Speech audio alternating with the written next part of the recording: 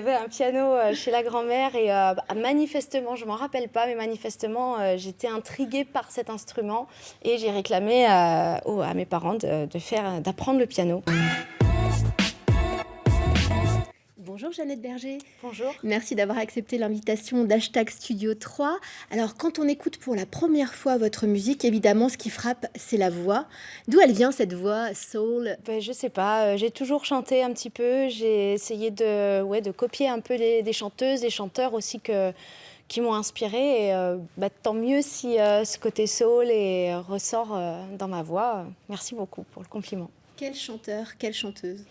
Je pense notamment à Ray Charles, qui je trouve a tout ce qu'il faut dans sa voix.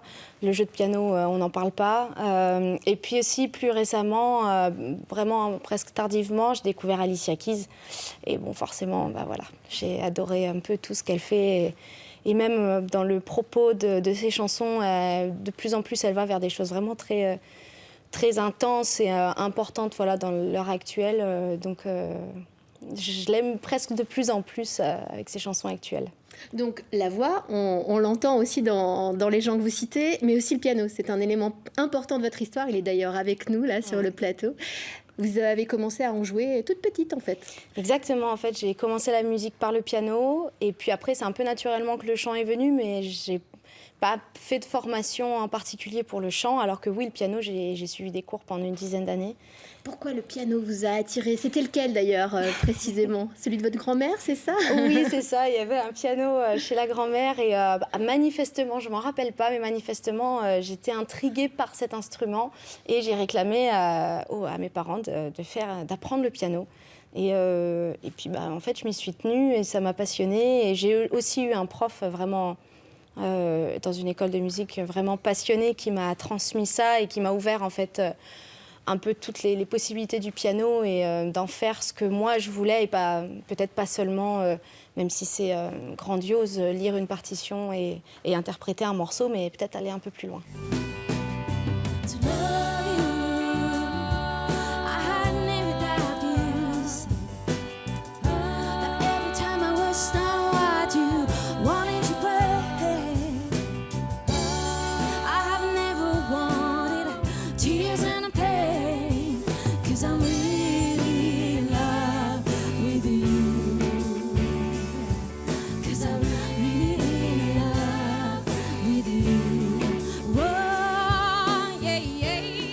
Et en même temps, une fois qu'on a dit ça, on n'a pas tout dit de vous parce que on les entend, les arrangements sont très actuels, très pop de vos musiques. Oui, c'est vrai que j'essaye, en tout cas c'est ce que j'ai envie de faire. J'adore les groupes rétro, soul rétro, voilà, il y en a beaucoup. Ils font ça tous souvent super bien. C'est pas ce vers quoi j'ai envie d'aller, c'est vraiment plutôt, et c'est là où je retrouve le côté un peu pop.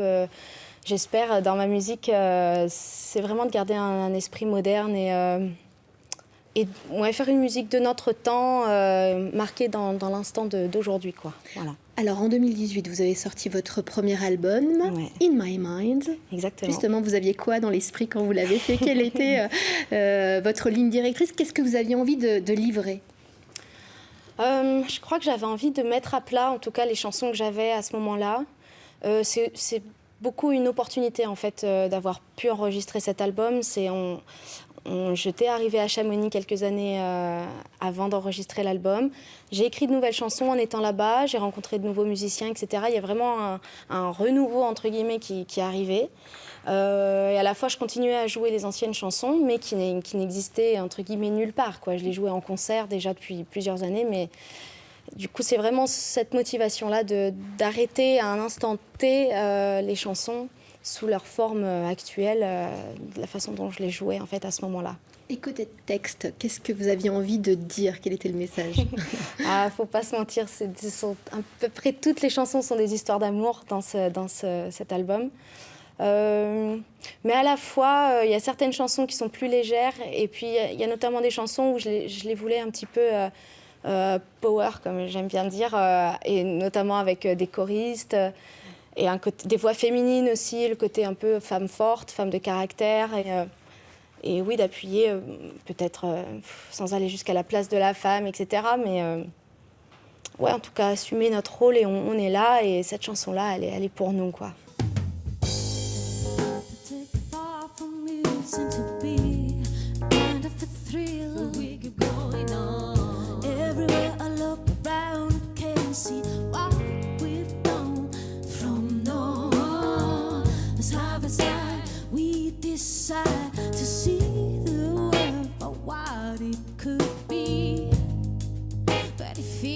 To me, how much it's hard to know who I should be.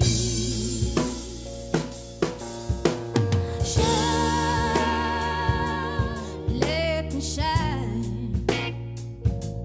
You know where I come from. You know where I've been wrong. Votre album, c'était une super étape, mais est-ce que la scène, c'est pas là où vous vibrez le plus finalement? Ah bah si, oui, c'est sûr. C'est l'échange avec le public, l'énergie qu'on donne sur un instant, en fait.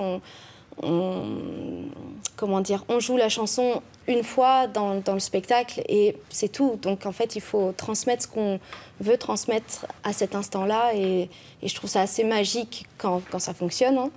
Hein. Alors que c'est vrai que le studio, c'est vraiment un autre état d'esprit et que je connais aussi beaucoup moins. Voilà, j'ai eu moins d'expérience en studio, donc j'espère apprendre à travailler, à découvrir, à vraiment m'immerger dans le studio d'une autre façon et de pouvoir en profiter pleinement. Et peut-être que dans quelques années, je dirais plutôt le studio que la scène. Et vous, vos rêves, Jeannette? J'en ai plein, tellement. Je pense à beaucoup de scènes, à certaines scènes aussi en particulier qui trottent dans la tête. Okay. On parlait de Jazz à Vienne tout à l'heure, on avait été invités aux scènes de Cybèle il y a 4 ans maintenant, donc ce serait le Théâtre Antique qui est une scène assez magique. Cet été, on va réaliser de nouveau un rêve de petite fille qui est de jouer sur l'esplanade Lamartine à Mâcon. C'était une scène qui me faisait rêver quand j'étais ado et j'ai pu déjà y jouer il y a 7 ans. Pour la sortie du tout premier opus. Et là, on y retourne avec la formation complète et cet album. Et c'est une jolie boucle qui se boucle. Merci beaucoup, Jeannette, d'être venue sur ce plateau. Merci à vous.